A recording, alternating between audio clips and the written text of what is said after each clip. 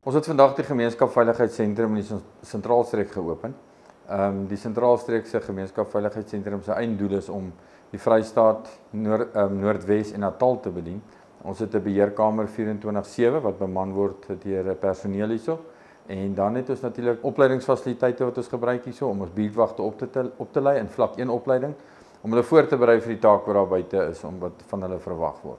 Dan het ons 'n traumakamer hierso wat bestuur word om mense wat trauma gevalle blootgestel is gewoonlik aan geweldsmisdaad, dat mense net 'n fasiliteit het om hulle oornag te hou om dan vir die volgende dag na die regte plekke toe te verwys. En dan natuurlik die samewerking met ander organisasies. En hier begin dit van die polisie wat 'n belangrike rol speel in al die misdaadvoorkoming en ons wat op die taktiese vlak, op grondvlak rondbeweeg en al die inligting kry, al die inligting sien wat gebeur, het ons hulle hulp nodig. Saam met die polisie is dit die nooddienste word ingesluit die ambulansdienste, waar daar ongelukke is en waar iemand in nood is en hy moet onmiddellik gehelp word om by die hospitaal uit te kom, gaan al daai kommunikasie dan van hier af gedoen word en natuurlik die sekuriteitsmaatskappye wat ook help.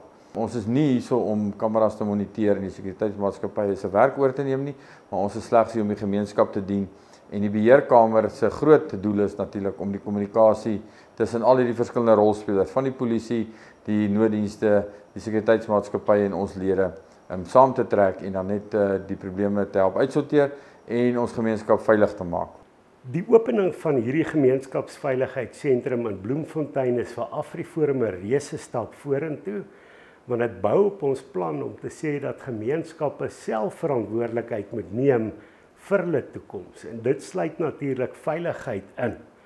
Nou ons weet in die gemeenskap hier is al baie sterk AfriForum buurtwagte, die polisie speel ook 'n rol, hier's mediese reaksiespanne wat hier werk, die sekuriteitsmaatskappye wat hier funksioneer en hierdie veiligheidssentrum moet 'n samebindende faktor wees om kommunikasie tussen al hierdie rolspelers te verbeter, sodat ons die gemeenskap van Bloemfontein optimaal kan dien.